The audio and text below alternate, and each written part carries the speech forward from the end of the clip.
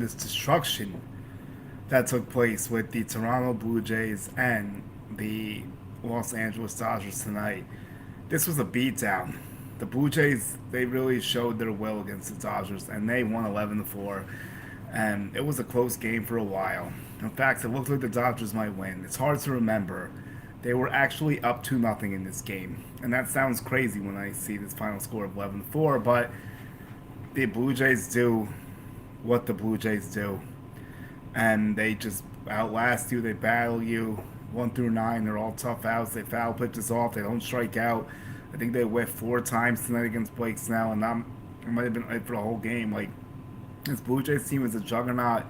This Blue Jays team is a problem, and they really might pull this upset off. Now, am I fully giving up on the Dodgers? No, I'm not. Like, it's not. I'm not gonna say it's over. That's silly because there's only one game. That's only one game. But at the same time, like, there were a lot of troubling signs for the Dodgers today. A lot. And the first one was that they need to hit a lot better than what they did today if they have any plans on winning the series, because 4 runs with the way that pitching staff is lined up out of the bullpen, that is not going to get it done. That is just not going to happen. And the pitching for the Blue Jays was really good. Trey Savage hung tough. The Dodgers had a lot of traffic against him. I think he had like 7 base runners or so, maybe even 8, and he only gives up 2 runs. So it was a Kike RBI and Will Smith, and then Otani, a 2-run bomb off a reliever, and that was all the Dodgers offense. So that's not good for them, obviously. And the Dodgers bullpen, it's an absolute mess. And the news with Alex Vesia dealing with the family situation with his wife and maybe the child. I don't know the full story. No one does, but it's not great. I don't think he's going to return this series. So that's a massive on-field problem for the Dodgers because Vesia is their best reliever besides Sasaki. And that Dodgers bullpen is thin. They've been getting carried by starting pitching. And you saw what happened tonight. Addison Barger has the first pinch hit grand slam in World Series history. And then you have Dalton Varsho with the big bomb off Blake Snell left on left. Barger was also left on left pinch hitting. Roberts tried to outfox Schneider. Clearly did not work. Because, and speaking of Schneider, Davis Schneider was pinch hit for Barger, and John Schneider, the Blue Jays manager. Yeah, I know. A lot of Schneiders involved. But what was also involved was a lot of hitting for Toronto. And Toronto just like I said, they really exerted their will. They really showed the Dodgers are not going to back down, and the Dodgers are on their heels now. I'm not stunned that the Blue Jays won Game 1. I'm stunned at the way they won it because I was definitely not expecting this big of a blowout. Just because of like how good the Dodgers have been. I know there's a lot of rust. There's the rest versus rust argument. Today we definitely saw that come into play. Toronto had 3 days off, so they were more locked in. They didn't have to go anywhere. The Dodgers had so much time to get to Toronto because they swept Milwaukee, so that's not an issue. But the Dodger fans definitely can't be too thrilled tonight. Toronto's definitely partying right now. It has to be a wild scene. I wish I could be there. You never know. Maybe Game 6 or Game 7 if it gets that far. But I won't be going to LA, and I'm not going to be there for tomorrow, obviously. So we'll see. But even Springer really didn't play that well, and the Blue Jays still have 11 runs. That's a fantastic sign to me for them. That really, really is. I'm going to start to share this around, please. I know it's late, so if anyone's in here, I do appreciate it, but it's probably a little bit dead right now. I know there's a lot of Yankee fans that follow me that don't really care right now, and I get it. The Yankees got beat by the Blue Jays. They're not really invested in it, but at the same time, like, you gotta respect the baseball that's being played by Toronto. It's a great brand of baseball. A lot of people don't play that way anymore, and the Jays are showing that it's still very much a way to play. And also, like, for tomorrow, it's Gausman versus Yamamoto, and I do think that the Dodgers win tomorrow. But I said coming into this that the games would be split 1-1, and now the Dodgers have to hope they get a 1-1 split because they might not.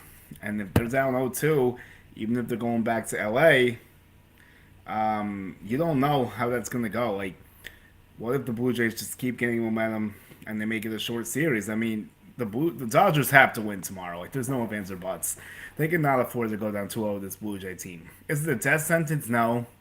Are they getting 3 games in LA? Yes. But if they go down 2-0, that means they need to come back to Toronto, and that could be a problem because they did not play too well there tonight. And the Blue Jays have a very good home field advantage right now, despite dropping the first 2 games in Seattle. I mean, against Seattle at home, they've been. Let me think here quick. So they were 2-0 against the Yankees at home. They beat the Mariners in Game 6 and Game 7 at home.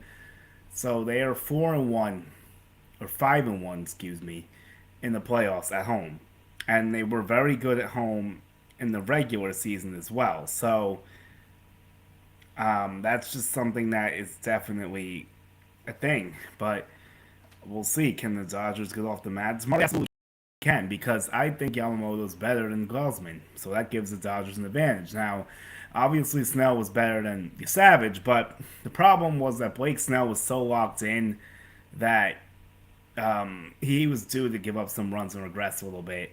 And the Blue Jays got him. They did their job, you know. They got him out in that 6th, and that's when all hell broke loose. I think it was a 9-run inning. I want to, yeah, I think it, wait, no, sorry. I think it was a 7-run inning. Because Varsho had already tied it up. So it was not, it was a 7-run inning. Ernie Clement was really good tonight. I'm trying to think who else. I mean, everyone in their lineup had hits, basically. So that's, like, obviously good. The thing is, the Blue Jays are like death by a million paper cuts. That's kind of what the Blue Jays are. And Bo Bichette had a good return with 2 hits as well. Alejandro Kirk had the bomb. Like I said, he played a good game.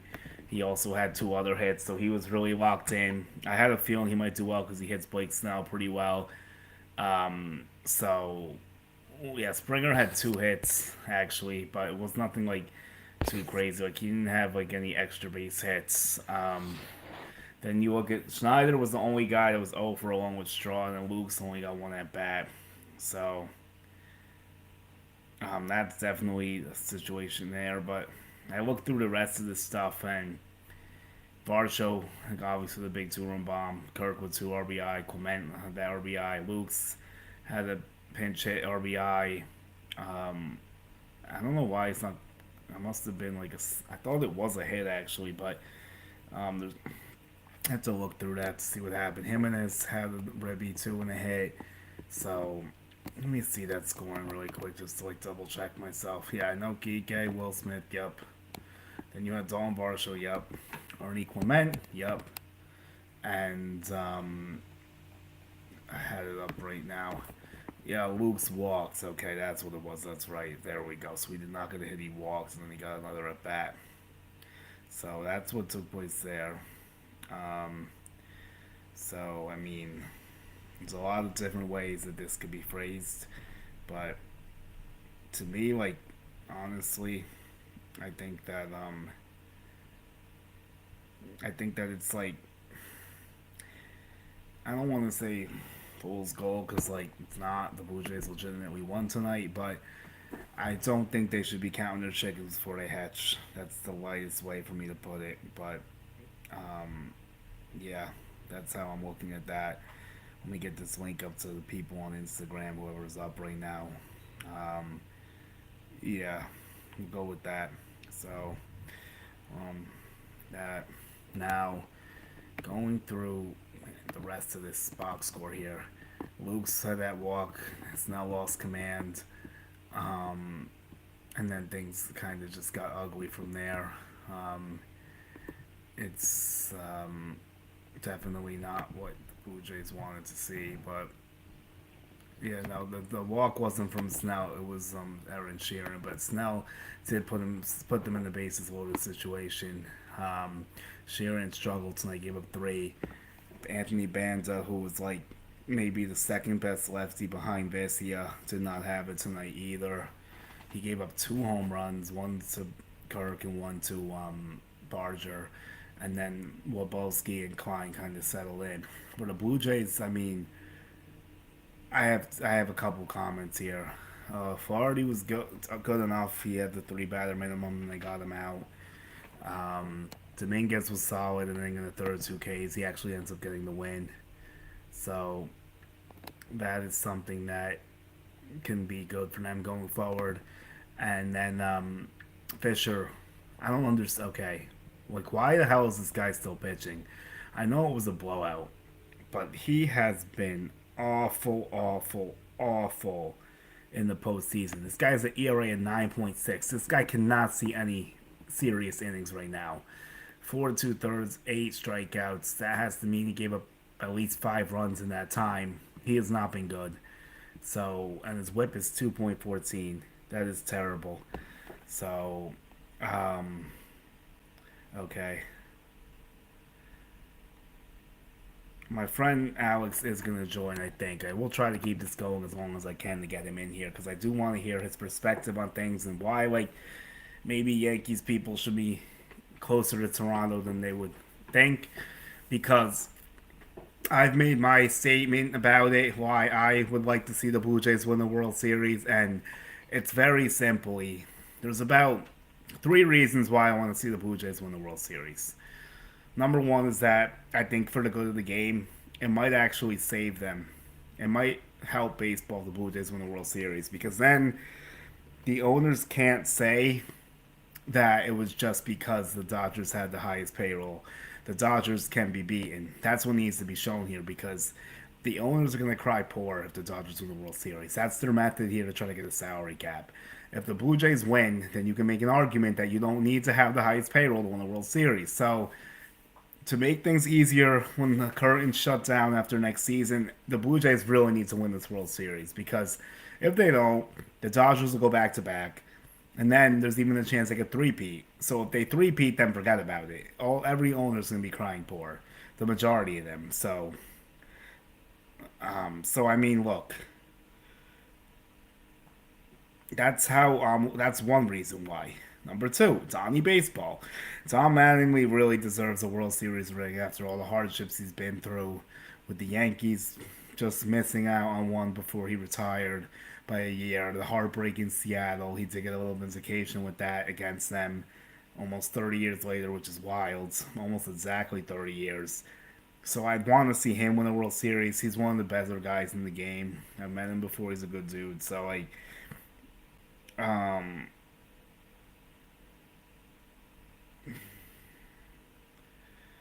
yeah, so, like, that's one reason why. And then my third reason is one that some people can't get behind, but I like this story. I think it's very, not underrated because people obviously know, but it's the Guerrero dynamic here. I think it's a very cool situation because think about all the stuff that's taking place recently. The Montreal Expos doc just came out. Fantastic doc, by the way. I should do a deeper dive on that of what I really think happens. Like, I feel like that could make a good video, but we're not there now. We're in the World Series. So, I just think baseball in Canada is showing that this Blue Jays series and what the Blue Jays have done recently is showing that baseball can succeed in Canada. Now, for some reason, Ontario seems more willing to give money towards their baseball cities than Montreal and Quebec. I know Quebec was hung up on the schools and the healthcare and all that stuff, and I get it, believe me, but the Expos were a staple in Montreal. Like, they were tradition, they were classic. Like, the Expos had pedigree. They had a great manager. They had great players. Like, and the lockout, though, and it's all actually very all symmetrical here because the lockout ruined the Expos franchise in Montreal. I'm just going to say it point blank. Because think about what happened. The Expos were 74-40. If you go through projections, and yes, I know the game is not played on paper and everything, I get it. But if you go through projections and you look at the rosters and the teams and the situations that year, the Expos were the best team in baseball by a wide margin, and it wasn't particularly close. Let me just say that. So the Expos had an outstanding chance to win the World Series in 1992. And what would have been crazy about that is that you would have had back-to-back World Series winners in Canada because Joe Carter and everything that happened with the Blue Jays in 93, they end up winning the World Series in '93. So that's why, like, it would have been crazy to see Canada go back to back with two different teams when they only have two teams. But that's not like the whole point of my Montreal spiel here. So I'm gonna go through history because, like, look, I was a baby. Full discretion, I was barely on this planet when this was taking place, and I really do wish I could have gone to Montreal to see the Expos play. It's upsetting I never got that opportunity. So if they do bring baseball back there, which I'm hopeful they might. Now, am I gonna say they definitely will? No, I'm not. But if they do, I will be one of the first people there to see that happen. I've never been to Montreal before, and I would love to go, and I would love to see if they can figure that out. And there is a chance because of a couple different reasons. Now, the issue is still the money, and that's what killed this thing. So, a couple different reasons why I think maybe it's possible. So, the Blue Jays actually, like, I thought they went back to back in '92 and '93. Sorry again, I was a baby, but like they it could have been 3 World Series in a row for Canada with two teams. So let me do my deep dive into '94 and explain if I really think the Expos will win World Series. I remember in the doc they were saying they felt like the Braves were the best team in the league and the Expos were dominating them. But if you go back in time, the Phillies actually are the team that lost to the to the Blue Jays in the World Series. So, and that's also the last time Toronto has made a World Series. So all this stuff is crazily lining up, and I'm not even done yet. So look, here's what took place in '93. Atlanta lost to Philly in the CS. That's what I thought. So that's like the Braves were a dynasty back then, almost. Not exactly because they didn't win World Series, but they basically won the division every year for a while, and they were kind of like the modern day Buffalo Bills, Pittsburgh Steelers, New York Yankees, like make the playoffs every year but fall flat in October, crumble under expectations, lose with better teams sometimes. Like, these are things that used to bug the Braves, but they had one of the best pitching rotations with Glavine, Smoltz, and Maddox, obviously. So why I'm doing this all will all be revealed shortly. So you look at that. The Braves, they won in '95. So the Expos dominated the Braves in '94. So here's why I'm doing this long-winded thing. The Expos, like I said, they were 74-40. And it's sad to see the season end in that way because the players weren't getting paid properly. The owners don't want to pay. Like, it's a different situation than what's going on now because, like, this is going to be... That was more of a players' force thing. This is more of an owners' force thing. But yeah, I mean, the Expos were the best team in the league, in the National League by about 6 games in their division. And the Yankees were actually the second best team. So this is actually so symmetrical because you think about this. This could have been a shot for Mattingly to win his ring. This could have been a shot for the Expos to win their ring. So let me get back more to the Expos because Mattingly we know. So the Expos, like, if they win that championship in '94, that would have saved baseball in Montreal because they wouldn't have done the sell-off in '95. What did them in was they didn't have any money coming out of the lockout. They had to sell players because they didn't have any money. Like, they were losing money. So that was a problem. Alex! Hey, what's going on? How you doing, brother? You called me late at night, so no camera today. But I will tell you this. Do you guys know? I'm so excited to be on with you, by the way, Julian. It's going to be on your platform tonight.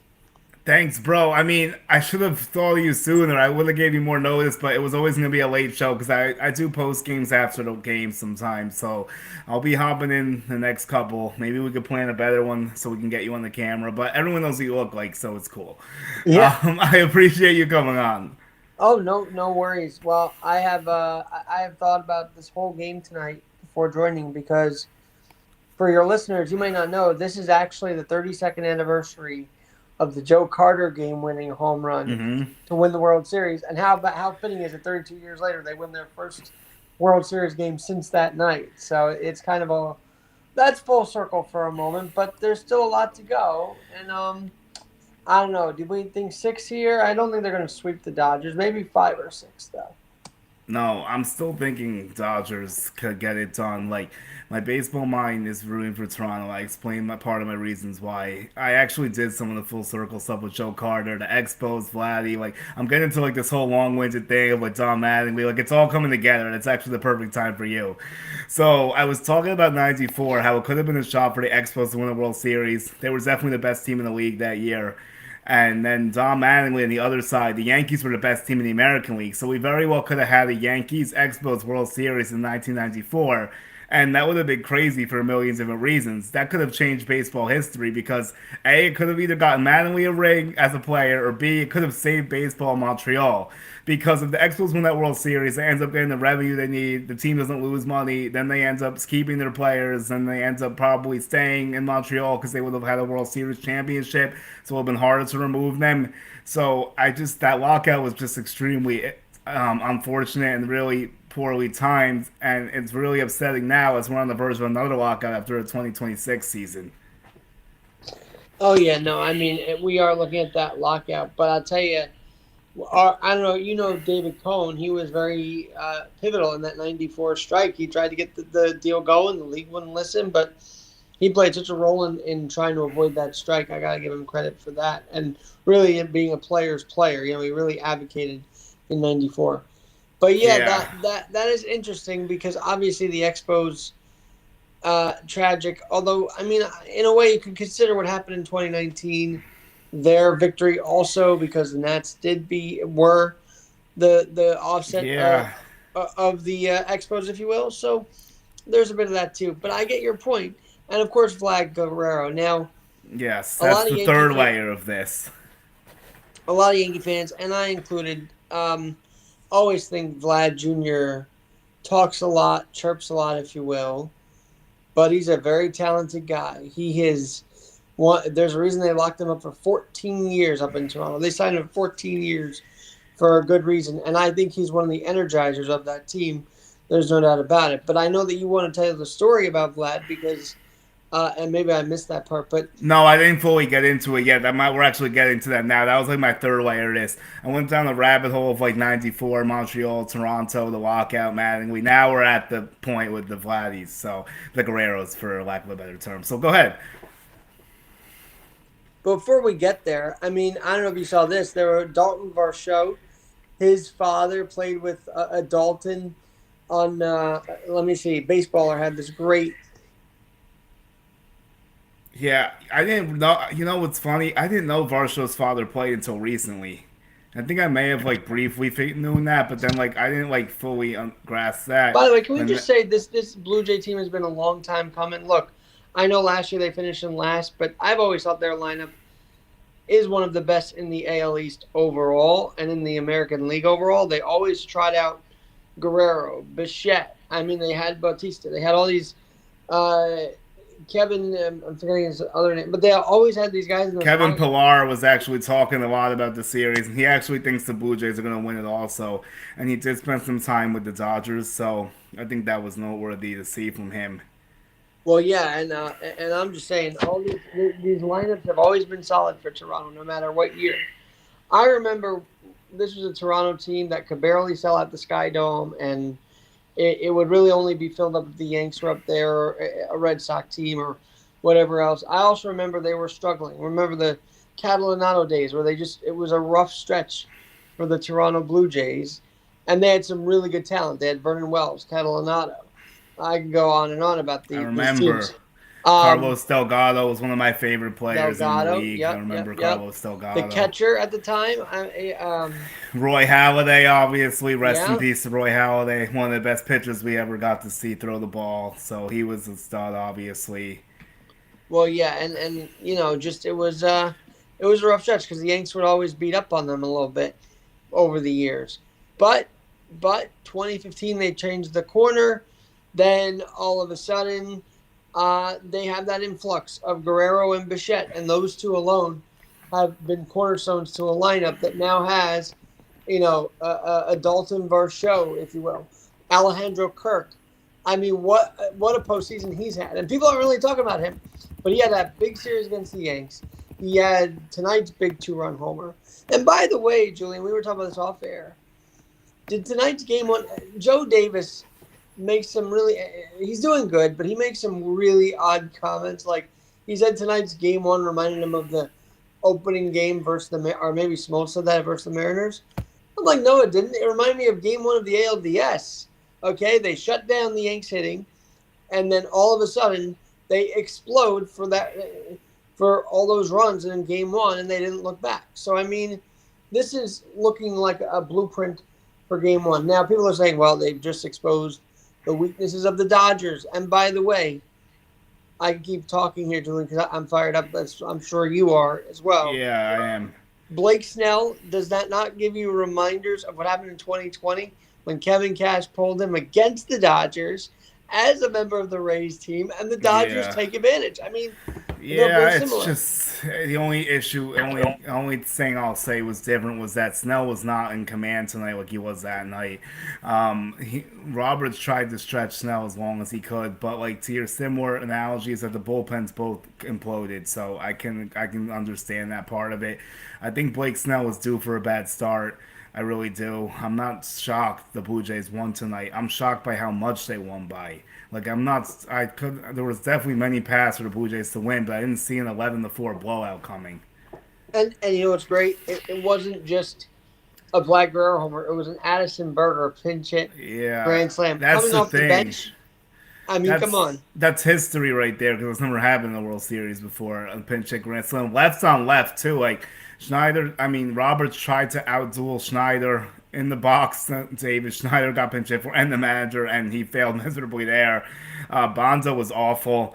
And like I talked about before, losing Vesia is a tough blow. I feel terribly for him in the whole situation, whatever it is. But like, that's going to really hurt their bullpen because their bullpen stinks. Let's just call a spade a spade. Their bullpen is bad.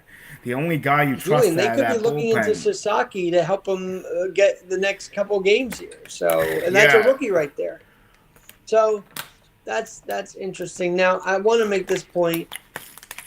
The only guy I trust out of that bullpen is Sasaki, though, even as a rookie. He's the only guy I trust in the Dodgers bullpen right now, and that's a problem. He's literally the only dude I feel good about coming out of the Dodgers bullpen.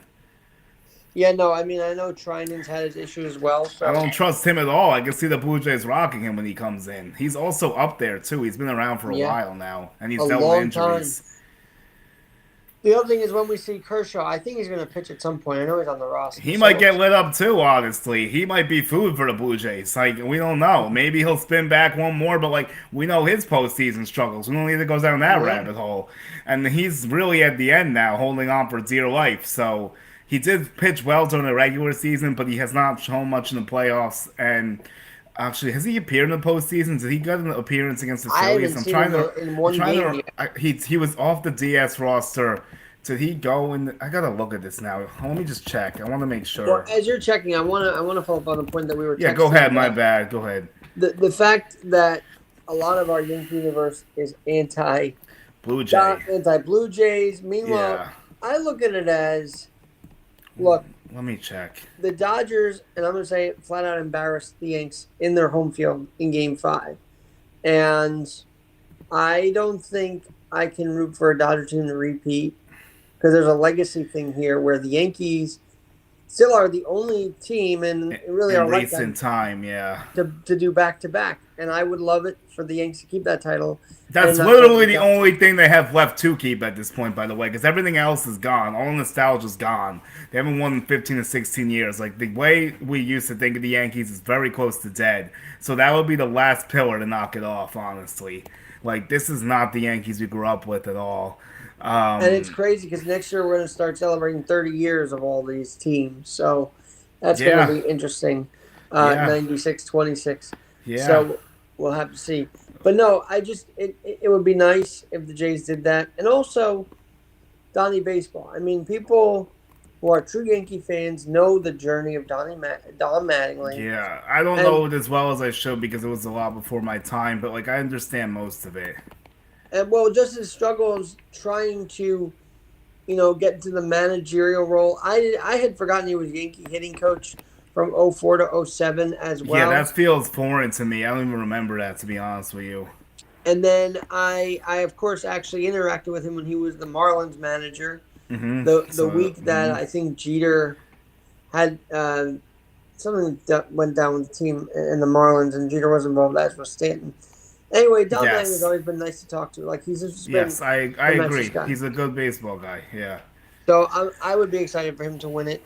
And plus, I said this on Facebook. I said, Gary Thorne, when he hit that homer, said, "Hang on to the roof." Now there's literally a roof over this World Series, and it was rocking. That's I funny. mean, Yeah. you talk about the energy. I wish you. And by the way, the wild card series against the Red Sox was the most energy I felt in a Yankee postseason, and we won a championship in that building. But this past wild card against the Red Sox was electric. Like, there was no. Were you there? We were there the night they clinched it, and I just felt the Oh, energy in the okay. ballpark that night. But Yeah, I was traveling, but it looked cool. But we don't get that often. You know what I mean? No, Whereas, we don't. It's not like the old stadium. Like, '09, we had some cool runs. Like, I'll tell you the best time I felt the energy in that stadium. It was 2017 when the Yankees were down 2-0 against the Astros and they won Game 3.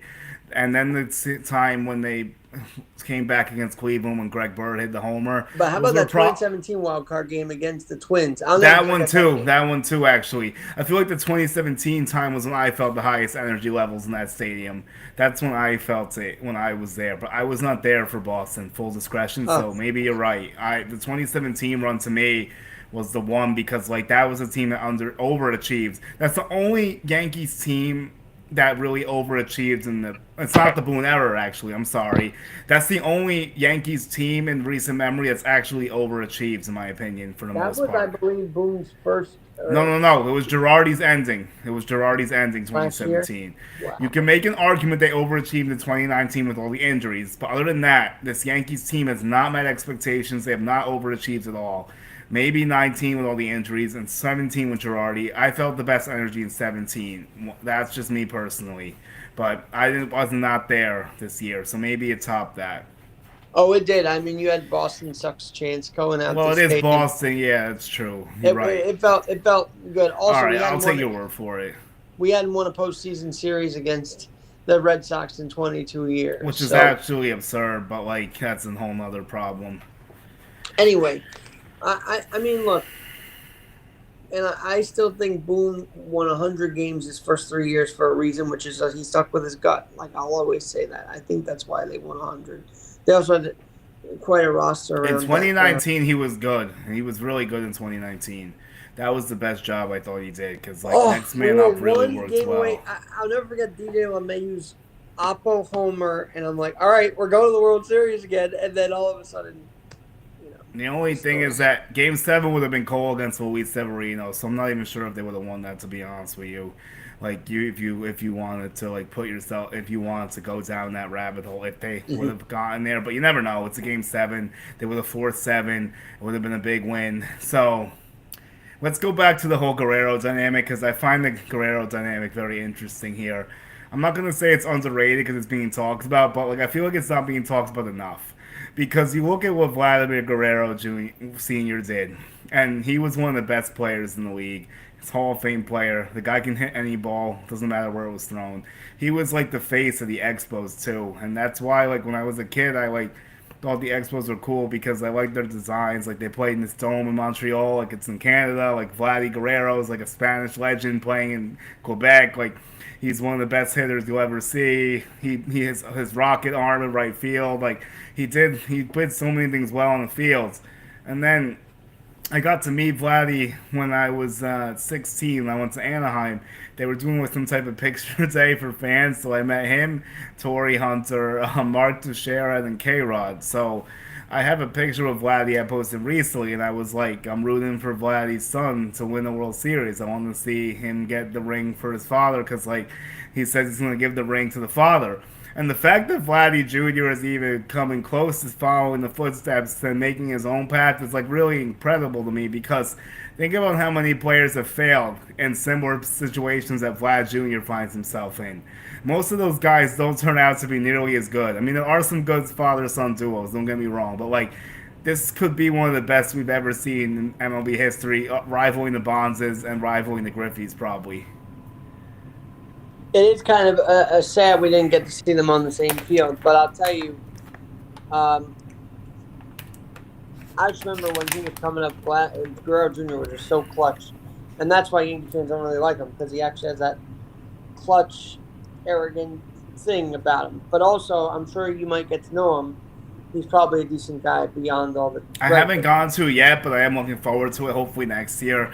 I've heard good things about him. I know his English is getting a little bit better, so like it might be easier for me to speak to him, and I'm gonna try to get better at Spanish But too. I'm But like, glad. I'll never forget. He would hit the ball on with a knee on the ground. I I mean, that used was I used to unbelievable. love watching his highlights. I really did. And I he would went hit out. the other way, and you wouldn't think about it, right? He got underneath the ball, and somehow he went the other way for a homer. It was like, how did he do that? You know? And it was just, He was oh my. incredible, man. Like, I'm upset he never won a World Series ring either, honestly. So this is the closest he can come to getting one, and I just want to see that on the fields, like the celebration with the father and the son and everything. Like, that's like legacy stuff right there. And then like you look at the hometown Dominican Republic going crazy when Vladdy got to the World Series. They were going nuts. Like barely any lights out over there. Like everyone's still rallying, watching the baseball game, and that's what they love down there. So like they really galvanized three countries if you think about it: the DR, Canada, and the U.S. Because Vladdy was in the Angels, too, obviously, and then he ended with the Rangers. So like I just think it's a crazy situation. Like he's so happy for his son too, and like to see it all come to fruition, like how they thought it would, is absolutely crazy. Because like, yeah, Vladdy Jr. was extremely gifted automatically, but like, it's not like he didn't work hard to get to where he is at. Like he worked extremely hard to make his own legacy. And the fact that he's hitting all these homers in the playoffs, and the fact that he's the craziest stat I heard tonight was that he's hit 6 home runs. He struck out 3 times in the postseason.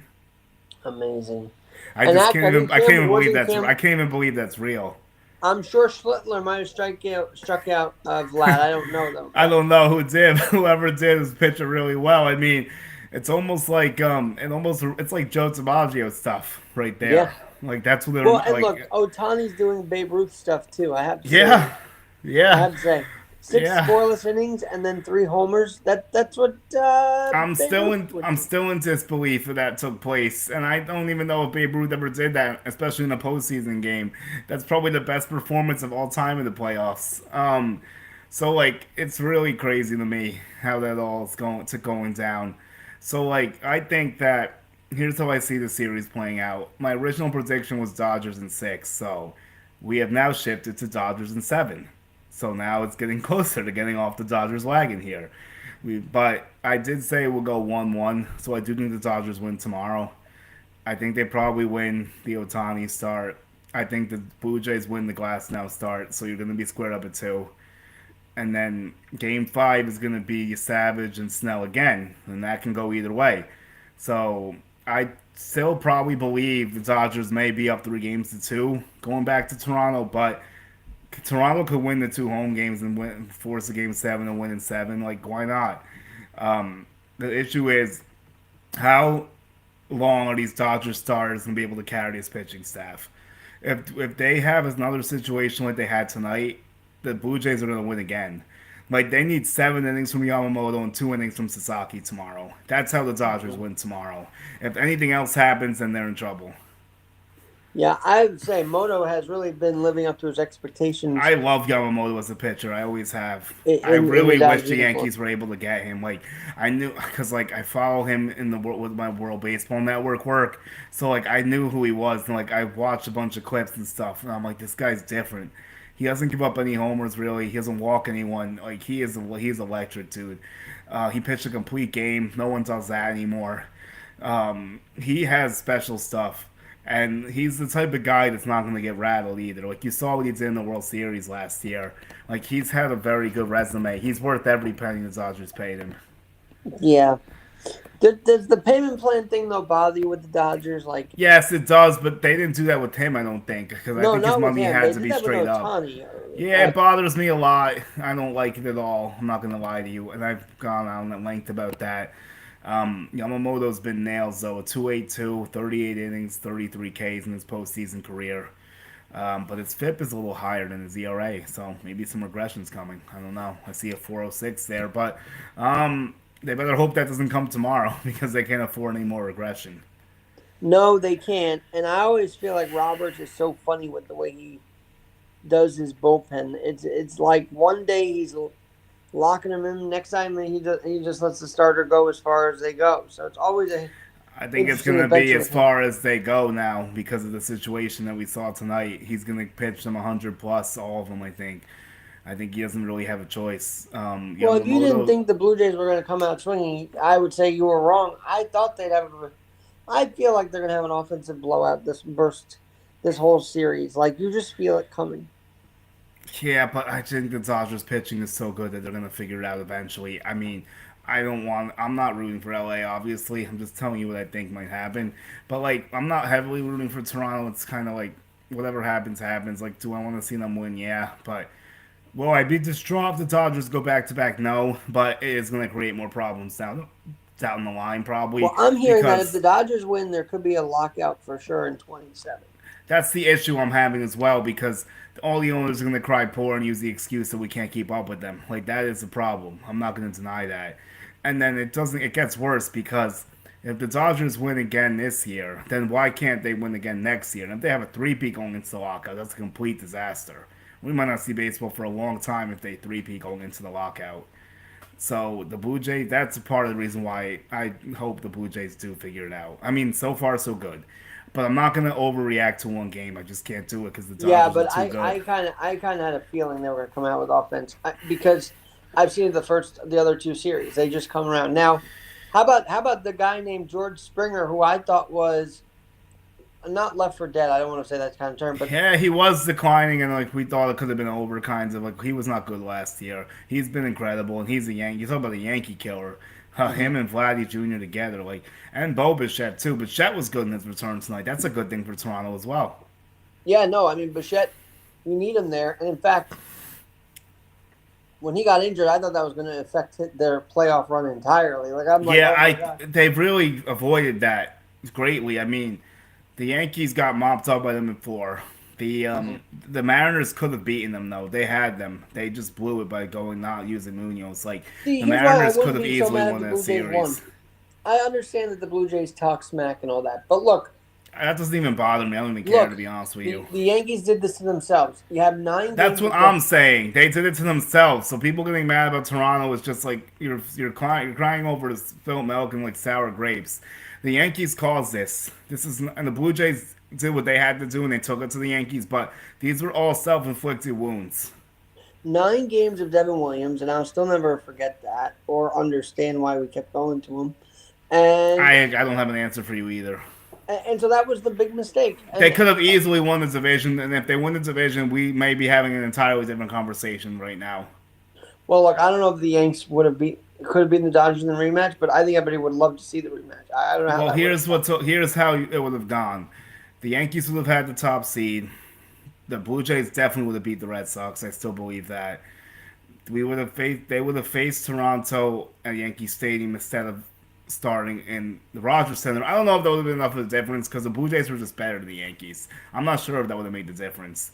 But if they played the Mariners in the ALCS, they definitely would have had a shot. Do you think the Yankees could have beat the Blue Jays with the home field? Because I'm not entirely sure about that. I don't know if you feel differently. Look, and I've always, as you know, I'm always optimistic about this Yankee team, no matter what. Hmm. But I was more excited that we beat Boston than was looking forward to the ALDS, only because I knew that was going to be a tough haul I to didn't begin have with. high expectations either. Like, if you heard me talk for a while this year, I was saying like a DS or CS ceiling. I didn't. This was not a World Series team for the Yankees. I was not fooled at all. Like, even with the hot start, like I was not thinking they were a lock for the World Series rematch. I just didn't see it. There was too many inconsistencies. Like the stuff you talked about with Devin Williams was part of it. Um, the Well, and starting then rotation was actually good, but yeah, go ahead. unfortunately, the first game after the deadline happened to be in Toronto when your new acquisitions crapped the bed, Oh no, and no, that was the Marlins game where they or the where Marlins they series. blew up. Yeah, they Yeah, blew that was up. the And Marlins. think about it, if they didn't get swept by the Marlins, they would have won the division. Yeah, I mean there were these little There games were that. so many million different ones By that the like way, Julian, do you agree that these seasons are feeling faster now because, yes, they are. I feel like we're going lightning speed these days. I don't know why, but tell me well, you why. know why? Give me something. Yeah, We go ahead. literally went from 19 games against our division opponents To to 12. 13 or Ev- 12, yeah. Every game matters now, and that's Hmm. why even the Mets threw away some of those games against Philly and Washington. that cost them in the end. I mean, And the it came down to Marlins like really got the Mets, yeah. but those games in April matter, and I wish Yes, people would Alex, understand that. they do. Bring this up because I'm getting sick of the people saying that the early season games don't matter either. Like they matter. Every single game matters. Like it's April, May, June, July, September, August. All games are created equal at this point. Like you said, and think about it. All those April games you thought that didn't matter. Look what happened now. All those games that Carlos Carrasco and Marcus Stroman were trotting out For the there. Mets, Like, yeah. look what happened. Well, I'll never Look forget with when they threw those the ball games. away against Washington, and they lost that game in April. It's like this is going to bite them in the ass in Oh, September, and I it really remember did. that. I do remember that now that you bring that up. That does But make with the sense. Yankees, see that 4 games at the end of June into July set the path for the Blue Jays. I mean, Yes, they once the really Yankees did. got swept in Toronto, that made me think they were done. At that point, I thought the division was lost. I was like, they're not getting it back. I thought the easy schedule might save them, and it almost did, Alex. It almost did. The only reason the Yankees almost came back was because their September schedule was so soft. That's the only reason it was even close. They got Yeah, lucky the no, way the schedule was placed. it was. They did, and they took advantage. They had 8 They straight did. wins going to the They gave it their postseason. best effort. They really almost ran them down. They really almost did it. But like the thing is, when they And you know played what? You know why that was? They finally played Caballero, and this is the other, and I love the Yankees, and I'm connected with them through the Simon family and all that. So I mean, I love the Yankees.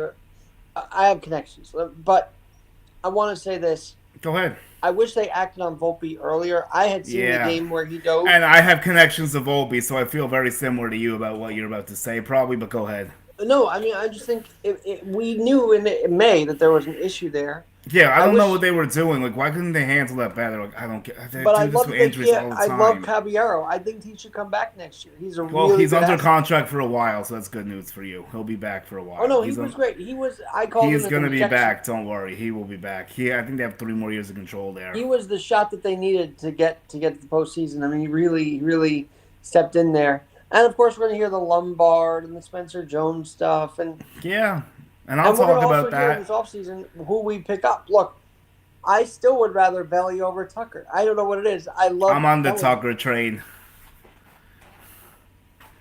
So you think Tucker would add more, or Yes, I think he would help the team a little bit more, personally. But look, I mean, if Bellinger comes back, I'm okay with it. But there needs to be another move. It can't just be bringing him back. Like, if they just bring him back and do nothing else, that's a complete failure to me. I well, would there like could be them to. Alonzo. Now the Bryce Harper stuff swirling again. I'm not buying Alonzo because it came from Heyman and he's a Boris mouthpiece. I'm not gonna buy that one. I need to see a lot more behind that. I mean, I guess maybe, but like I'm not seeing that one. He's just doing it to try to get the market value up for Pete. He does this all the time. Well, people know you were around these teams this year, right? So you had the Well, I know how Heyman operates. Like or that too. I've gone to the winning meetings with him before. Like I understand how he works. But being around both teams, what was your overall feeling? I mean, The Mets collapse was surprising until it wasn't. Like I was surprised, like based on how well they played early in the year. But once I saw the bottom falling out of September, like I think I called the last week of the season. I predicted I'm like the Reds are gonna make the playoffs. The Mets are gonna collapse. I think when it came down to it, I did say the Mets would collapse. I'm not. I am and I'm not surprised because their pitching was patchwork and it wasn't gonna last through 162 and they had to rely on too many kids. You right? know how I feel about Jonah, but he wasn't quite ready for the show yet. So I hope he could rebound, maybe Well, the learn. Senga thing is really That hovering was over them. huge. The Senga thing was a disaster because like he was so good. You know what changed your season? You'll agree with me right here. When Pete Alonso made that bad flip to first base, ever since he made that bad flip, that's when the Mets went downhill. Think about it. There were like 21 games over 500 around that time, Hmm. I think. And then after that, they were basically a below 500 team holding on for dear life. Look, And they Philly wasn't good. They didn't have their best year. Dude, the Philadelphia. Mets were just like smoke. The Mets were trying to smoke the clock and hang on for dear life, and they couldn't hold on long enough. If the season was 160 games, it would have made the playoffs, but it's not. Like if the season won 170 games, the Mets would have been like 10. They would have been below 500. Like the Mets were going the wrong way. There was nothing that could have been done to save them. Well, Yeah, actually, I will say there could have been something done, but it wasn't done properly. David Stearns did not handle the pitching at the deadline. That's why the Mets yeah. failed. He needs to get a starting pitcher. He didn't do it. Well, and I think the Yanks are so full of pitching. You need to focus on the hitting now. So we'll have to see Yes, how I both agree teams with you, Alex. down So the let's stretch. go back to the Yankees side. So, like, the Mets, yeah, I kind of gave you my explanation. The Yankees, like, I just didn't see the juice with them all year. I didn't trust the lineup in October. Like, how many times do we go through these regular seasons and we see them put up all these homers, this OPS, like, best team in the league, best offense in the league? That's what everyone kept telling me. I'm like, no, it's not. I'm like, it's not. I still Like, like Judge in second, by the way. I would keep him in the second spot in the yeah, lineup. Judge is fine. He had a good postseason. Like, he's the least of my concerns now, and I'm happy he doesn't have to get the surgery. But, like, what I was saying was, like, I don't trust the regular season numbers. They don't matter because they don't play in October. They don't translate in October. So until it translates in October, like, I don't care the regular season numbers. I really don't. Like, that, However, how many however, times do we see them hit all these homers only to fall flat in October? That's my point.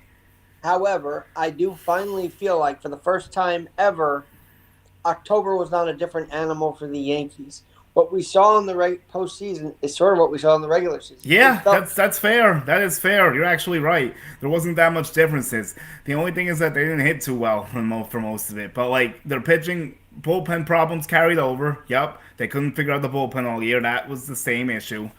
Max Fried not having his best stuff against Toronto was not great. But the thing is, Toronto owned Max Fried. He can't even strike them out. He had like 15 Ks in 5 games against them. That's terrible. And Carlos Rodon was up and down against him too. Now Rodon was hurt, so I'm gonna give him a pass. Carlos Rodon was definitely pitching hurt against the Blue Jays, so he actually had a great year. I hope he's good to go like early in the year. I know he's gonna miss opening probably, but like I was very happy with what I saw from Carlos this year, especially considering he ended the year hurt. and Rodon seemed to have channeled his. I know he's an emotional guy. He seemed to have really locked Yeah, that in. And look, he had a better year. Actually, he was a solid number two.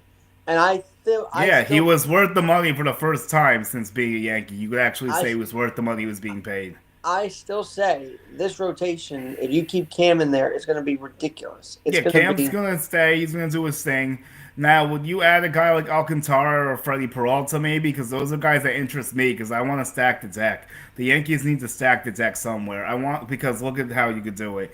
Even whenever it comes back, you have a world where Garrett Cole's back. You have Max Fried. You have Carlos. You have Cam, and then you have Freddie or Alcantara. That's one of the better fives in the league. We'll see what the Miami Marlins want for Alcantara. That would be an interesting trade, though.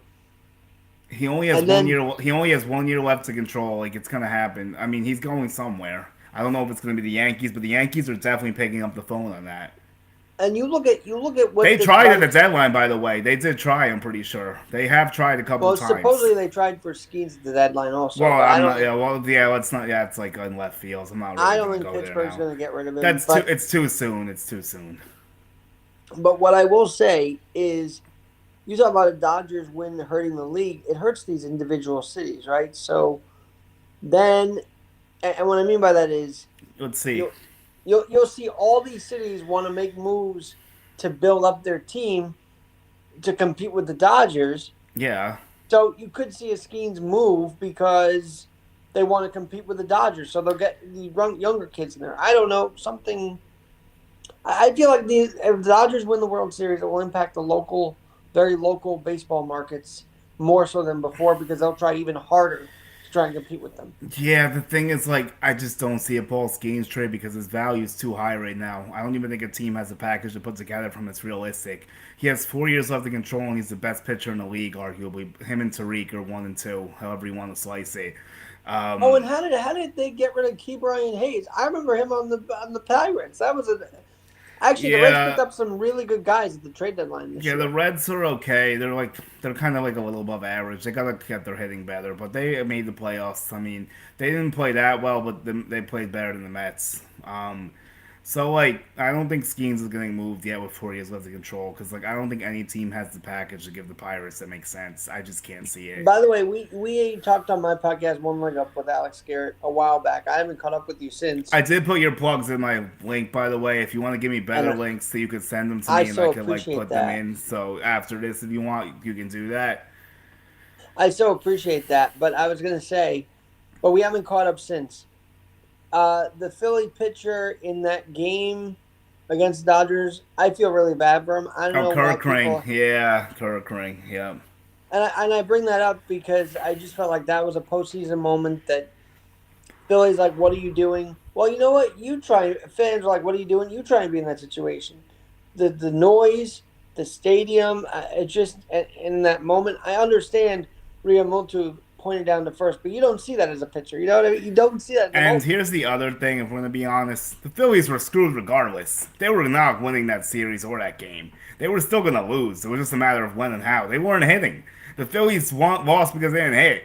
It's not because of that throw. Their bats went silent. I mean, that's not the reason the Phillies lost. That's just the last play of the season. They were done. They were not beating the Dodgers. And that was a shame because I really thought Schwarber was on a roll. I thought the Phillies were better to be way better. I actually thought I thought they could have pulled the upset. I was completely wrong. So How about the Padres? Okay, so here's a team that I always think is going to get to Padres this were level, very disappointing. but they never do. And I love the Cubs because my dad was a Cub fan, so of course I root for him. Yeah. However, the Padres are a team I always expect. I even thought last year in 24 Well, they they were actually blow had past the Dodgers. Well, this is what I was telling you before. This is the last time the Dodgers had their backs against the wall. Was that situation with the Padres in 2024? They were down 2-1. And how did they respond? They shut them out 2 games in a row. That's why I'm not. That's why I can't just say the Blue Jays are gonna roll. Because how when the about this? Dodgers I have their agree with backs you. against the wall, they show up. That's the problem. Well, not only that, Roberts turns on a gear like he did when he stole second base. I have to say that, but Yeah. he turns on a God damn gear. it. I had to just. It just It's okay. It's been 20 years, but I'm still not over it fully. I'm not over it either, but he just. I could tell in his managerial Oh style God. he still has that. No, right? he plays with that swag a little. Yeah, he played with that swag. You know, he has that. He has that. He's a good manager. He is. Well, Like in he does game a few. four, Yeah, in go in ahead. Game 4 of the World Series last year, he let the Yankees. I don't want to say he let the Yankees win, but he It did was a not punt. lock. It was a punt game. He didn't care if the Yankees won. Let's be He didn't honest. lock It was down the bullpen. It was a semi punt game, but he did it purposely to set himself up for Game 5.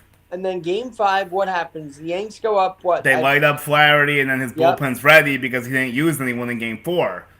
And they. So it worked, You can talk about all obviously. the fielding errors in the world, and that fifth inning, I'll never understand it. I'll never Oh get it. God, could we please not? But but they but Roberts locked in is the point I'm trying to make. He No, did no, no, lock no, that no, no. in. I can handle it. I'm just playing with you. Don't worry. Go ahead. I can deal with it. Roberts locked down the He rest of did. the way. They didn't allow another run after that 5-run outburst, and I thought there was one. Didn't we retake? They retook the lead and then they or blew it maybe again. one run. Remember, they retook the lead, but like I'm like, this is not gonna last. It was 6-5, and then like Canely Yeah. happened. But it just felt like they locked down the rest of the game after that. Yeah, no, they start. did for the most part. Like that was And like so they you'll got see one on tomorrow run. Yeah, or later today, I guess. You'll see Roberts yeah. if he needs to. He'll go back to the bullpen and try and figure it out. The guy they fool us in the first half of every season, right? They sort of coast a little bit in They that first coasted part. this year. Yeah. And they're like, okay, but by the time postseason came around, he got his guys together and he meant business. Yeah, And he people were like, means "Oh, the Dodgers are the same. Oh, they're gonna lose early in the playoffs." And yeah, I was a little guilty because I thought Philly was better than they were. But deep down, I was like, "Yeah, like when the playoffs start, the Dodgers are gonna be the Dodgers." Well, Like I'll I take can't it a step even further. say I'm not worried. I don't know what happened this year. I still feel like they had an off year for They a had an Dodger off team. regular season, yeah. Yeah, but now they're back. I mean, they swept the Brewers and They did have a lot of injuries too in the pitching staff. That didn't help them. no, and he navigated And that. I do have some bad news for you. Clayton Kershaw pitched in the playoffs, and he got lit up like a Christmas tree. 2 innings against the Phillies, 6 hits, 4 runs, 2 bombs, 4 earns, 5 runs total. Yeah, and 3 walks. He was horrendously bad. But can we talk about him for a minute? Here's a guy who overcame injury after injury to get to 3,000 strikeouts. Yeah. That is amazing to me. No, like, look. I'm not trying to disdain his legacy, but he's not a good postseason pitcher. He's one of the best pitchers of all time, but he's not a good postseason pitcher. Well, now that he has 2 rings, he's a Hall of Famer, right? Well, he I would have think been a Hall of Famer regardless, but like, yes, I think he's going to be in the Hall of He's Fame. gonna wilt into the Hall of Fame. He deserves it, and he 100% 100%. does. He's the best pitcher of our generation, arguably next to Scherzer and Verlander. All 3 of them have great cases, but if you look at the pure numbers during the regular season alone, Clayton Kershaw is better than both of them.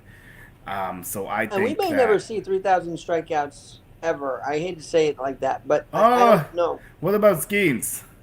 I think skiing's down the road, but they're just all these pitchers are. Well, the one thing we're not going to see is 300 wins. That's never happening again. But they're also they're taking these kids out at like 89 pitches, and I don't really Yeah, understand no, that. it's rough. Yeah, it's rough. We're never seeing 300 wins again. 3,000 strikeouts maybe, but it's going to take a while because I can't think of anyone besides Skeens that's going to run that down. There was someone I have to figure Let me out. try to check really quick. I'll give it. I'll look. Active strikeout leaders, MLB. But I think yeah, Scherzer might be up there unless he got it already. But he already got it. Oh, there is one. I got you, Chris Sale. Chris Sale, that's the guy. But I don't know if he's gonna do it because he's so old and broken down. Kind of, he's 36. He's had a bunch of injuries. Do you think he has 401 left in him or 421 left in him? I don't know. I don't even know. I mean, I just don't know. But Garrett Cole has a strike shot 2,251 if he can come back strong off the Tommy John. And yeah, and his years are well, and that's the thing. Yeah, his years are waning, right? He has 3 years left on the deal with the Yankees. So Charlie Morton actually had 2,200 almost, but he's done. Yu Darvish 2,000, he's done. Here's an interesting one. One you would be surprised with. I'll give you 3 semi-surprising ones here. How about Sonny Gray at 1925? I would not have thought that. Wow. But he's not going to get it, I don't think. Well, but you know that's what it is? pretty Because crazy. actually, when he was outside of New York, he's pitching really well. Yeah, that's true. Yeah, you're right. How about Aaron Nola at 1876 at age 32? But he's not the same pitcher, so I don't know if he has enough left to get that. But it's possible. I love Nola. I like his. He's a borderline Hall of Famer, maybe, depending how he finishes his career. Remember him and his brother were playing against each other in the CS. Yeah. And then Kevin Gausman actually has close to 2K. I would not have thought that. That's interesting. He has 1954.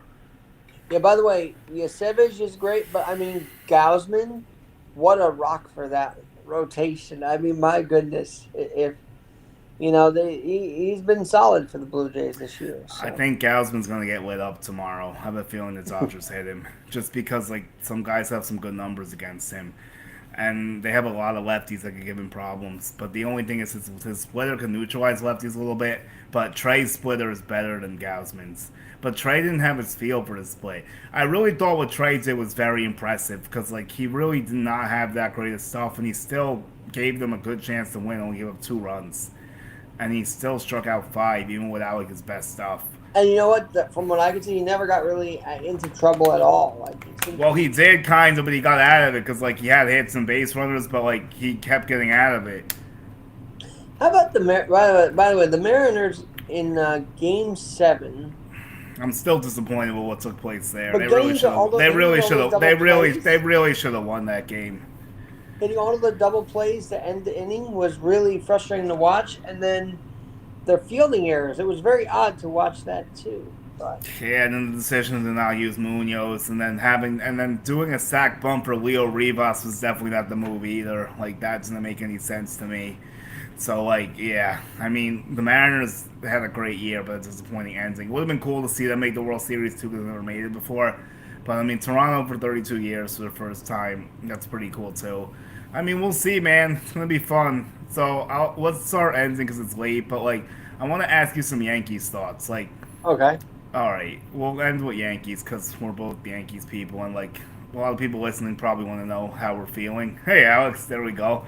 All right, you're closing down strong with the Yankees segment here. Yeah. All right, so what do you want to see them fix in the offseason? What do you think is their biggest issue? Do you think it's the offense falling flat in October? Do you trust them to shore up the bullpen? I think we both agree the rotation's very close to being in a good spot. I think that's probably the least of our concerns, but I'd like to see them add an arm. Because you can deal a heel or a Warren and then use one of them as your 6, in theory.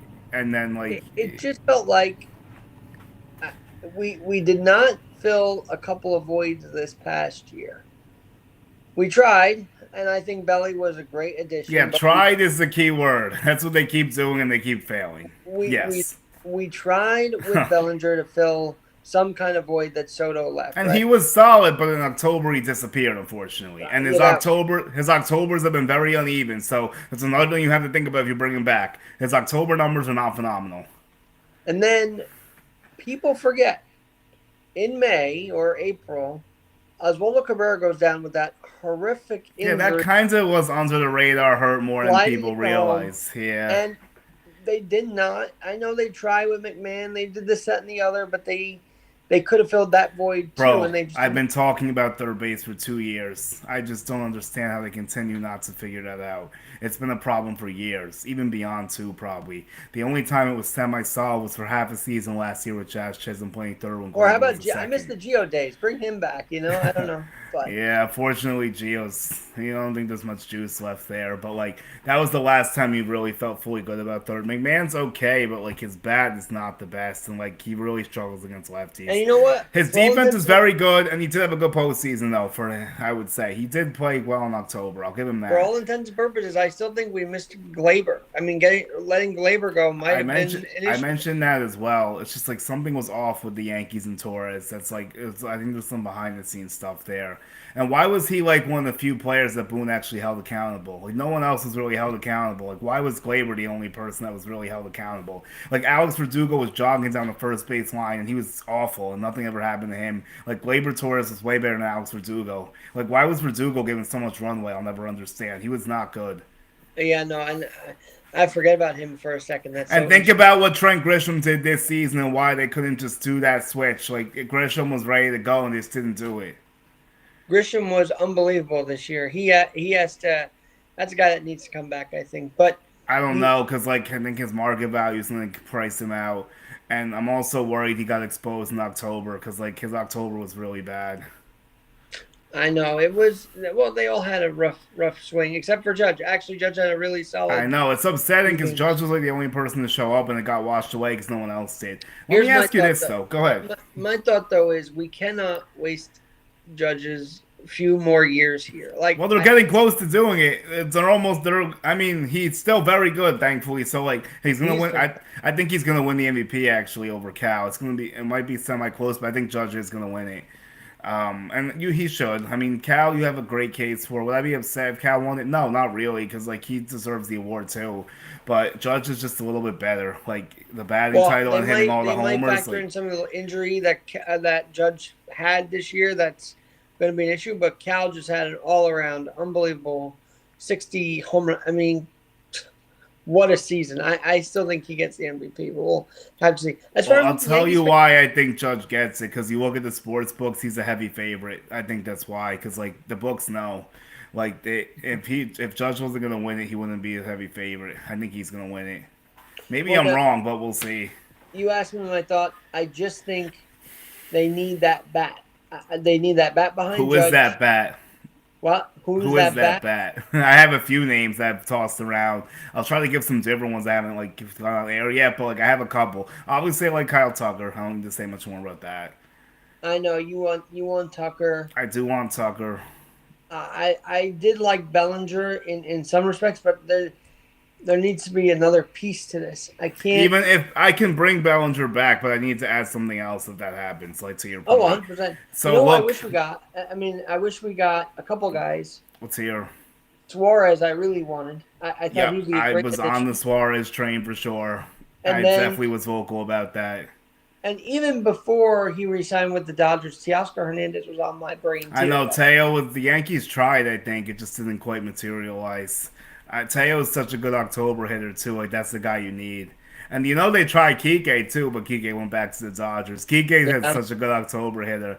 Like he's so much better in October than he's in the regular season. It's actually crazy. But I'll give you a few names to chew on here. Do we like Kazuma Okamoto, however you say it, Okamoto, Kazuma Okamoto? I'm very interested in that.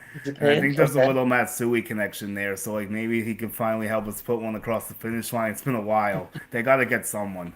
But I like Kaz because he could spell McMahon at third base against lefties. He could spell Rice at first base against lefties. He doesn't whiff like Murakami does.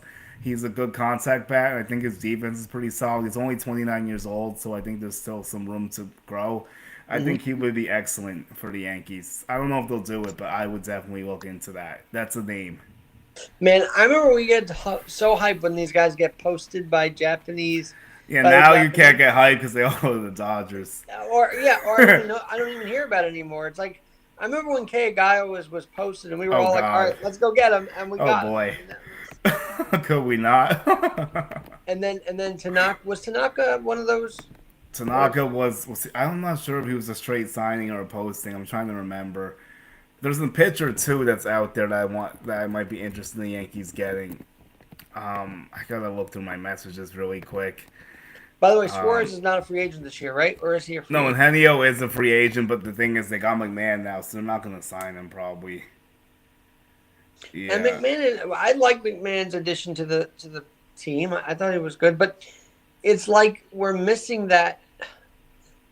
And I know it's going to burn Yankee fans to just keep bringing it up, but Soto had a spark to the lineup I can't explain, yeah. Julian. He was He so good in brought this. October too. Like you can't really replace that. It's the He brought problem. this culture. He Like you he said, they also tried, but they couldn't do it.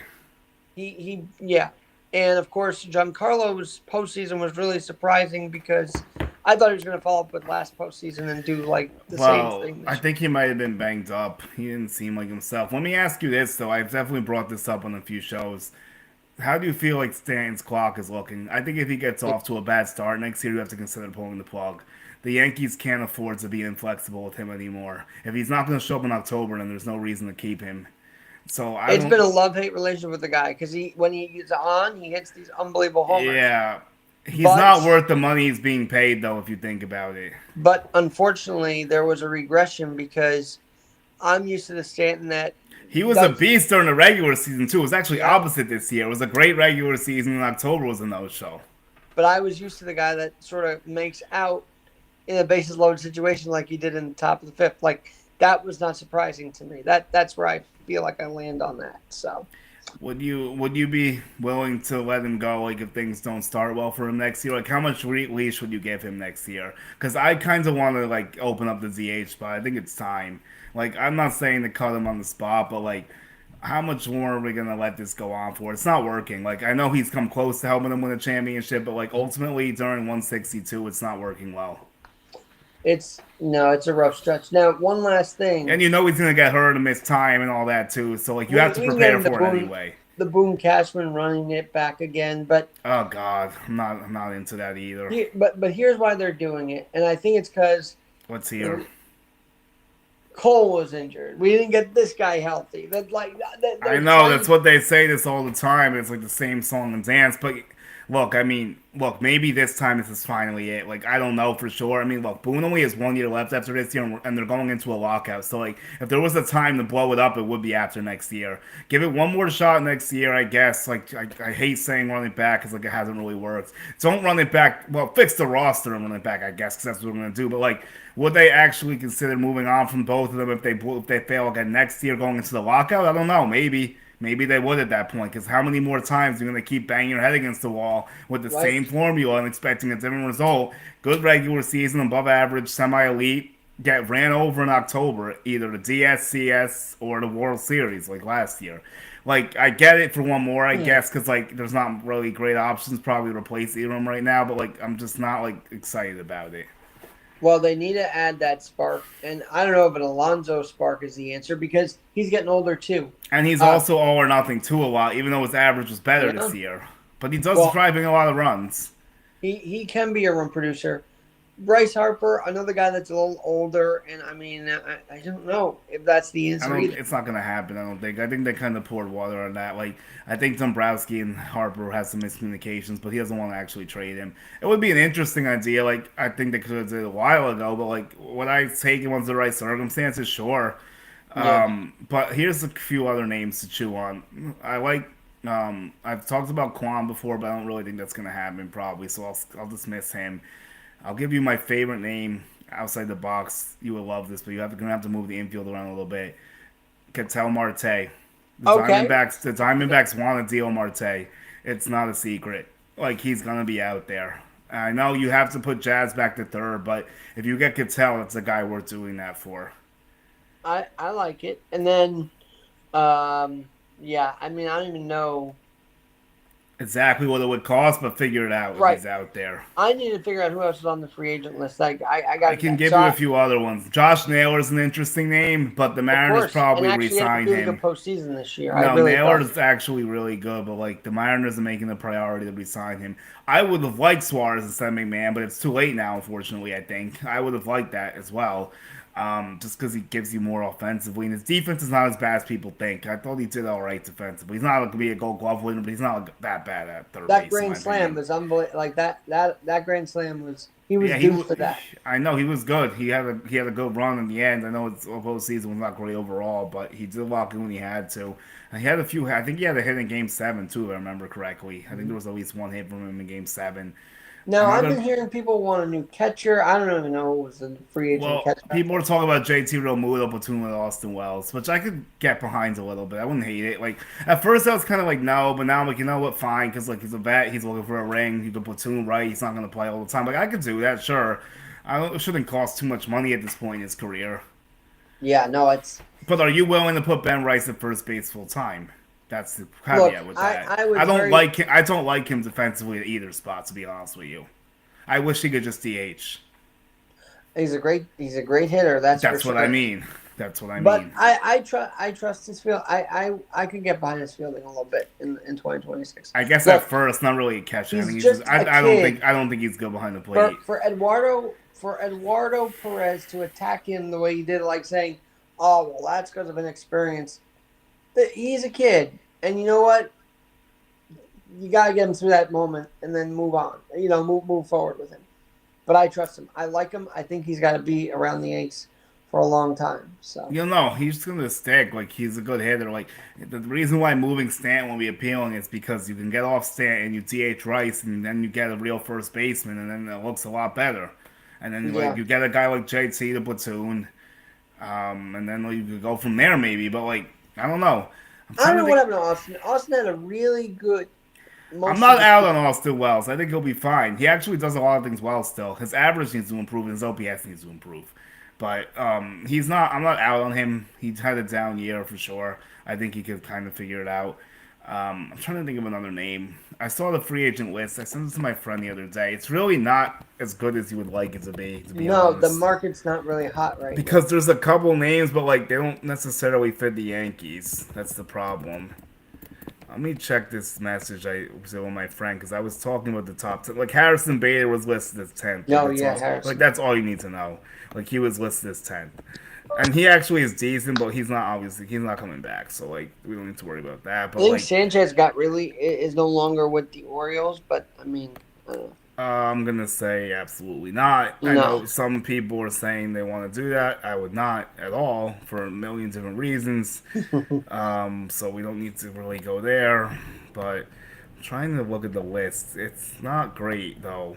I remember Tucker's at the top. Bellinger was like fifth. Suarez and Nail are on it, but I don't think the Yankees are getting either one of them. So I don't even really look at them. Yeah, this is gonna take a while to get through, but I'm getting closer. I think. I mean, I wish I could just find the Bleacher Report baseball. You know what? I think I could do it. Hold on. Yeah, it'll be easier this way. Nope. Guess not. But I'll get. I just do, before we're gonna go soon. Don't worry. But like, I just want And to I go see through the that list with Max you. Fried's got up for a Gold Glove. You think he's going to get it? Yeah, he could. He's a pretty good defender. I know he won like one of the news publications put him as their winner. So I mean, it's possible. Let me see. I'm getting closer to it, by the way. I was looking at a bunch of stuff with how Kazuma Okamoto is like close to Matsui because like the Yomiuri Giants tie in the MPB. Mm. So I don't know. I mean, if the Yankees are willing to put an offer out there, then they could definitely get him. Because the Dodgers, good news for everyone that's sick of them getting Japanese players is that they only have space for one more. Because here's the thing. Yeah, yeah, yeah. Here's the problem, dude. I'm looking at the list. It's actually not a bad list, but like it's not a Yankees fit list, unfortunately. Mm. So I'll explain it to you quickly. So people were saying that about like shit. What was I saying before the 10 players? Like I was going on about something. Crap. like certain player fits, I think. But all right, I'll go through the list and we'll get back to it. So Alex Bregman's on the list, for instance. He's Yeah. not. That's not happening for a million different reasons. Someone put in my comments the Yankees should get Bregman. I was like, it's not even worth talking about. It's just not going to happen. So I'm not. I don't. I'm dismissing that.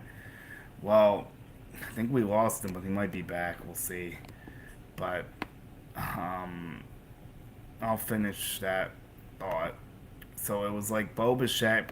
I don't see the Yankees dishing out the money for him. I've talked about that before. Even if they were interested, the Blue Jays are not just going to let that happen. Okay, I'm you're back. Okay, so Alex Bregman, no go, obviously. Don't need to get into that. Bo Bichette, no chance, I don't think. The Yankees are not paying Bo Bichette $200 million. No, I don't think they're going to. And that's the other thing. How much are they willing to spend on these guys? That's the other question we're going to see. They're not getting either of those guys. And those are some of the top hitters. Kyle Schwarber does not fit the Yankees for a million different reasons. They can't afford it. Go ahead. Yeah, but I love his swing, and I think he'd be great in that short porch and Look, right. he would be, but there's 3 issues with Kyle. He's another all or nothing guy. They don't need that. The second one is that he doesn't have a position, and they can't have another DH. And it's just like they're not gonna want to pay him either. There's my 3 problems with that. Let's think then. So I'm going through more. Pete Alonso, maybe, but I don't think so. I'll put that at like a small percent. Okay, like what about 5. this? Because you were around the Tigers. The Screwball trade rumors drive me crazy. They are trade their cornerstone pitcher. I agree with you 100%. I don't think they're gonna trade him either. I'm just like being out there and like seeing all that. Like that would like be such a big blow to them. They can't do that. I think they're gonna take one more run with him. If they lose him in free agency, they lose him in free agency. They got to try to stack the deck to win with him one last time in case they don't retain him. I can't see them trading him. I'd be stunned. I really would be. Maybe I'm wrong. I think it's a bunch of nonsense and hearsay. I think it's all speculation just because he has 1 year left in his deal. I don't think he's getting traded. If I'm wrong, but I don't think so. All right, one last. It's making me it's driving me crazy as well because like I don't enjoy those rumors really. Go through the rest, and then the list ends with Cody, Trent, which I might get one back, not both probably. Suarez, Naylor, and Harrison Bader. So it's not like the greatest free agent list based on the Yankees' fits, needs, how much they're willing to spend. Like it's not great. That's why I'm thinking more about trades maybe. I know. I missed the era where you would sign a CC Sabathia, a Tex, and as my friend said, Swisher, and win a World Series. I missed know that era. They don't do that anymore. That's the problem. They'll do that with they'll get one player or 2, but they're not gonna do all that. Like Cody Bellinger was a 1 year deal basically. That wasn't even a lot of money. Max Fried was a big deal, yes. Devin Williams another 1 year, and then what else did they add? That was their big 3. Paul Goldschmidt. Paul Goldschmidt 1 year deal. Like they didn't really go all in last offseason either, even after losing Soto. It was like Band-Aid patchwork. Like they tried to make it all stick together. Yeah, no, that lineup was not going to win a World Series. No, it wasn't. I was saying that the whole season, and people didn't want to listen, but I was like, it's just not. Like, you guys will see when the time comes. And now, as soon as the time comes, everyone's quiet. Now, wait, one last thing.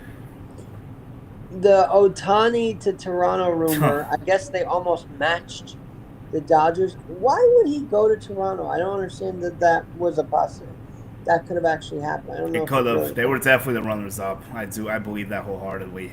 The Dodgers, the Blue Jays definitely threw the 700 at him. Like, it was right there. I really do think there was a shot there.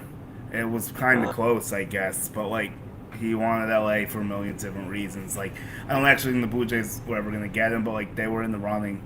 Yeah, dude, I mean, the free agent market's not great for, like, the Yankees. And by the way, the Angels just completely devastating their fan base because you teased them with Trout and Ohtani and you get nothing. You get nothing from that. Bro, era. Can I just say one thing that's crazy? They signed their manager to a 1 year deal. Who the hell signs their manager to a 1 year deal? And why would he agree to it? Like, I have so many issues and questions with that. First of all, why? First of all, why do you do it? Second of all, who agrees to that? Like, what? A 1 year deal for a manager. A 1 year deal. for a guy that's never managed before. By the way, I thought Tito was going to manage the Reds a little more into the postseason. He's a really great manager, but I don't know. Is this time winding down too? I don't know. Yeah, let me see. Let me just try to do something quick. I'm trying to look at MLB trade candidates, like top all-season trade candidates, see if there's a bat that like could make some sense. Imagine Cal comes to the Yankees. That would be fun. I'm trying to look. All right, I found something that we'll see if it goes interesting. I'm gonna see. I don't know how good this list is, but we'll have some fun with it. Yeah, the Yankees aren't getting Trout. That's not gonna happen. Oh no, this is the old one. Shit. Why, are you serious? Like, how do we not have updated ones? But the Yankees are still not getting Trout. I'm trying to think. Could you think of any random bats I'm missing that the Yankees could try to make a run at? Are you into Murakami or no? I've really known about the guy, so you're introducing me to someone I've not really heard of before. Yeah, I just like he has a lot of power, but like strikeout rate is not good. Trying to look for some guys that can go. All right, now this is updated. Okay, here we go. All right. This will be top 25 trade trips. Okay, now we're really getting somewhere. Ryan Jeffers, no, I don't think so. Adolis Garcia, not quite. I would have said yes to that a couple years ago. Alec Boehm, no. Luis Severino, no. Nolan Arenado, absolutely not. Pete Fairbanks, sure. Lars Nootbaar, interesting, but probably not. Bailey Ober, Jeff McNeil, nah. Brandon Lau, I mean, the Rays are not going to make him a Yankee. Now, are these all prospective free agents, or are they actual free agents? No, these are guys that could be trade candidates who are running out deals or teams ready to rebuild or something. Taylor Ward, no. Brendan Donovan, yes. If that would actually happen, yes. Sonny Gray, no. O'Neal Cruz, that's an interesting, fun idea. But I would love him. But he's very all or nothing. That's the only problem with him. But maybe they could fix him. Edwin Cabrera, probably too rich for the Yankees' taste. Mitch Keller, they definitely tried. That one maybe. Yandy Diaz, if the Rays would actually trade him, sure. But I doubt it to us, to the Yankees. Pablo Lopez interests me, but he doesn't. Before you went to Seattle, did you want a Rosarena or no? Yeah, I kind of like Randy, but that was not really in the cards. Sandy Alcantara, yes. Mackenzie Gore, maybe. Adley Rutschman, nope, not coming to the Yankees. Stephen Kwan, yeah, we did talk about Kwan, maybe. Jared Duran, not coming to the Yankees. Yeah, Freddie Peralta, maybe. And then Joe Ryan, absolutely, if they could do it somehow. But that's going to be tough to do. Yeah, none of those are like amazing bad options. I'll give you one I like that's like interestingly quiet. Corey Seager. Wow. Yeah. Wow, I did not know he was a free agent. But no, Seager's could be a trade candidate because the Rangers are going to cut payroll. It's not like a slam dunk, but like it's possible.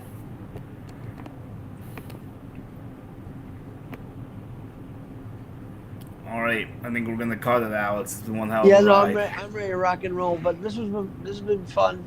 I got to check out the free agents, and I'll get back to you with a better idea of who I think we should pick up. It's okay. It's early. The World Series hasn't ended yet. You're fine.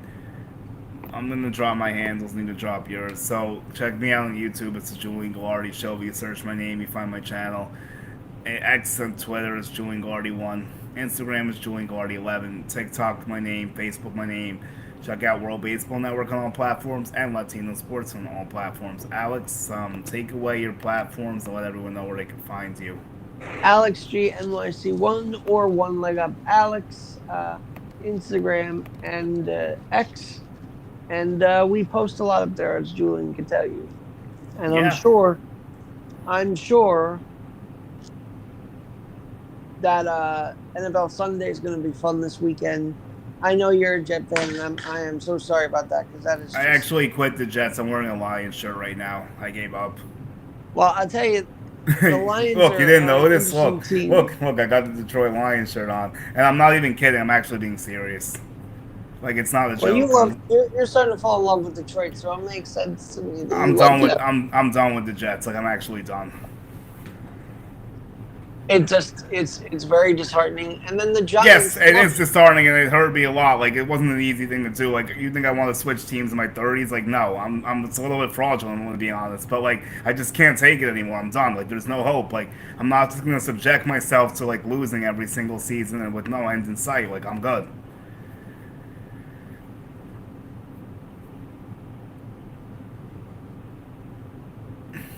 Go ahead, brother. with what? Oh yeah, no. I mean, my final takeaway is this: as far as the World Series goes, I think Toronto will make it happen. I got a Okay. feeling that their hitting's going to overcome the Dodgers. And as far as free agents go, I don't know who we get.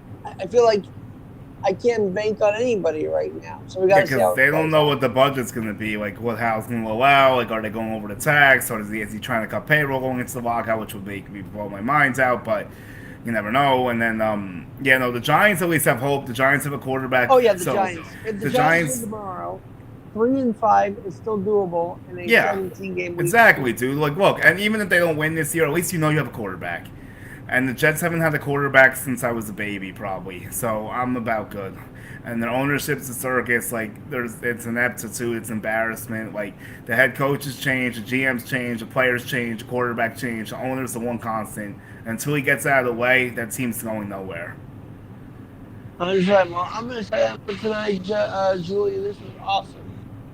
Thanks, Alex. Thank you for hopping in at late notice. I really appreciate you. I tell you what, we could try another one of these games, like in another series. I'll give you more notice, and you can we can plan it better. Like, we can set up the cameras and everything. Like, what could you do, like a game 3 or a game 4 maybe? Like, I think I have different plans for tomorrow, but like, could you do one of the Dodger games maybe post game?